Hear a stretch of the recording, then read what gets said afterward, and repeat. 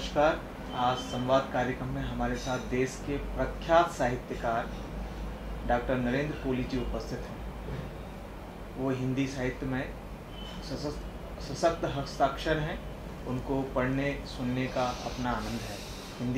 हिंदी साहित्य में उनका एक अतुलनीय योगदान है। हम आज उनसे हिंदी साहित्य और हिंदी के भविष्य के बारे में कुछ बातचीत करेंगे। सर, आपका कार्यक्रम में बहुत बहुत स्वागत है। नमस्कार। हिंदी दिवस हम हर साल मनाते हैं। इसकी आवश्यकता क्यों है? आज क्यों हमको बार बार इस बात को कहना पड़ रहा है कि हम अपनी भाषा से प्रेम करें और हिंदी को अपनाएं, हिंदी में लिखें, हिंदी में बोलें, हिंदी में सीखें? ये दो प्रश्न हो गए। एक तो हम हर वर्ष क्यों करते हैं, तो हर वर्ष तो हम दिवाली भी करते हैं, दशहरा भी करते हैं, होली भी करते हैं। जो चीज़ें हर वर्ष करते हैं वो बार बार याद दिला करके उसको पक्का करते हैं कि भाई ये आवश्यक है, ये होना चाहिए। और अभी तक हम अपनी भाषा में चूँकि काम करने को अपना अभ्यास नहीं बना पाए हैं, सामान्य जन से लेकर सरकार तक, इसलिए ये आवश्यकता होती है कि लोगों को बतलाया जाए कि भाई आप अपनी भाषा को स्वीकार करें, उससे प्रेम करें, उसके अनुसार चलें, उसमें काम करें। सबसे बड़ी बात यही है जो कि संस्कृत भारती वालों ने जो नारा दिया कि संस्कृत के विषय में मत बोलो, संस्कृत में बोलो, वही हिंदी में भी जो हम चाहते हैं कि हिंदी में आप काम करें। हिंदी में काम करना शुरू कर देंगे तो अपने वो सारी समस्याएं सुलझ जाएंगी, फिर किसी को याद नहीं कराना पड़ेगा। हाँ जी। आज हिंदी की स्थिति संचार के दूसरे माध्यम आने के, तकनीक के आने के कारण से कहीं न कहीं लगता है कि हिंदी का प्रयोग और हिंदी की उपस्थिति बढ़ी है दुनिया भर में। इंटरनेट आज हिंदी में उपलब्ध है। जब आया था तो उस पर अंग्रेजी के अलावा कोई दूसरा विकल्प नहीं था। लेकिन क्या ये हिंदी की ताकत कहा जाएगा कि गूगल को या दूसरी कंपनियों को हिंदी में अपनी सेवाएं उपलब्ध करानी पड़ रही हैं और हिंदी को बढ़ावा या भारतीय भाषाओं को भी बढ़ावा देने की कोशिश? भाई उनके लिए तो सीधी सी बात है, बाजार है। जहाँ बाजार मिलेगा वहाँ उनको उसमें काम करना पड़ेगा। तो हिंदी भाषी इतने करोड़ों में हैं कि अगर उसमें काम करना है, चीन भी भारत से लड़ाई नहीं करेगा, युद्ध नहीं करेगा, क्योंकि उसको अपना बाजार चाहिए। अगर आज भारत और चीन का युद्ध हो जाए तो चीन की एक चीज़ यहाँ नहीं बिकेगी, तो उनकी अर्थव्यवस्था कहाँ जाएगी? इसलिए वो तो बाज़ार की बात है, सीधी सी बात है। गूगल हो, कोई हो, आज आप माइक्रोसॉफ्ट को कहेंगे, वो आपकी सरकार कहे तो सही कि हमारे कार्यालयों में हिंदी, कंप्यूटर का काम हिंदी में होगा, वो आपको सारा कुछ बना करके दे देंगे। ये तो बाज़ार की आवश्यकता है जी। एक दूसरी बात ये और है कि हिंदी को लेकर जब बात होती है और अंग्रेजी के साथ जब उसको रखने का प्रयास किया जाता है, कहते हैं कि अंग्रेजी लोकप्रिय क्यों है, तो बार बार रोजगार का एक सवाल इसके साथ जोड़ दिया जाता है भाषा के साथ। क्योंकि बड़े रोजगार, अच्छा रोजगार अंग्रेजी में है, ऐसा धारणा है, ऐसा बताया जा रहा है। तो क्या हिंदी के साथ रोजगार का संकट है या ये कोरी एक धारणा है? इस पर आपका मत? देखिए, ऐसा है कि अगर संख्या की दृष्टि से देखें तो जितनी नौकरियां हिंदी में हैं उतनी और किसी भाषा में नहीं है जी।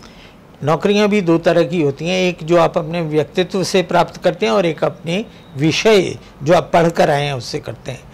तो व्यक्तित्व वाली नौकरी तो आप पुलिस में जाना चाहें तो कुछ भी पढ़ के चले जाइए, फौज में जाना चाहें तो चले जाइए, और सेल्समैन आप अच्छे बन सकते हैं, वो और चीज़ें हैं। लेकिन अगर केवल भाषा की दृष्टि से देखा जाए तो हिंदी में जितनी नौकरियां हैं, आप संख्या गिन लीजिए तो उतनी नौकरियां और किसी में नहीं है।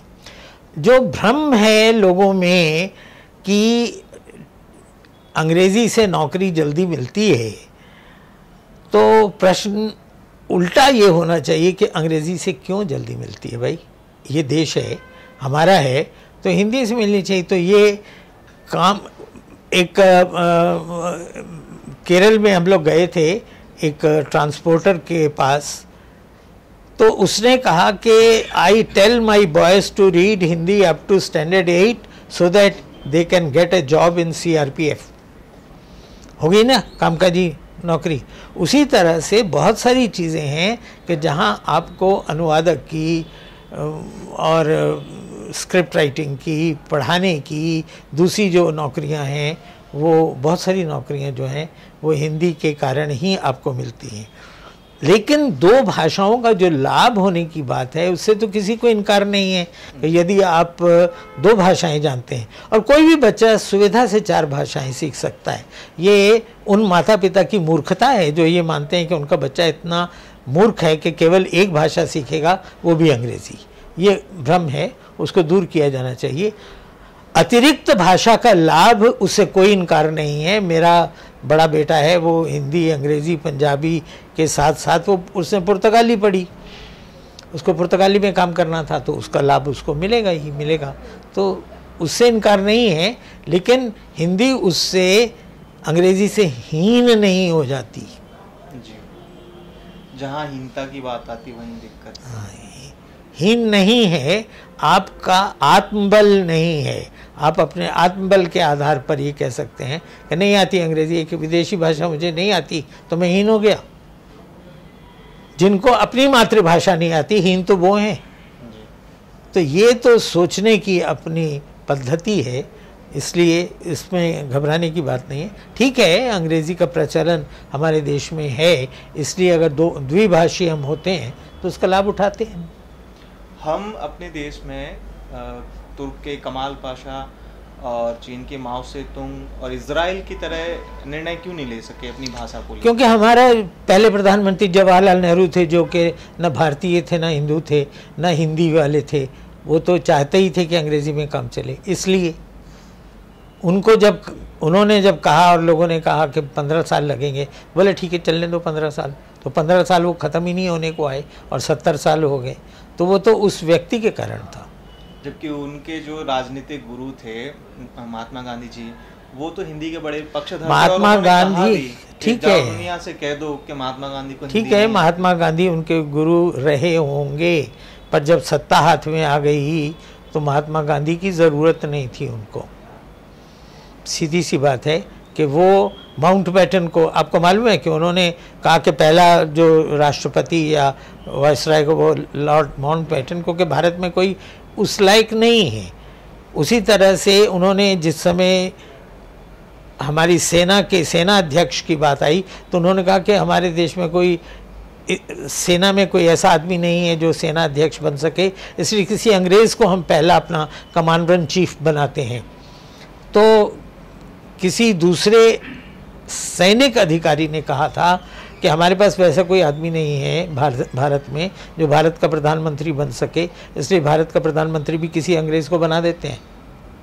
तो नेहरू जी की होश ठिकाने आई और उन्होंने करियप्पा को कमांडर इन चीफ बनाया।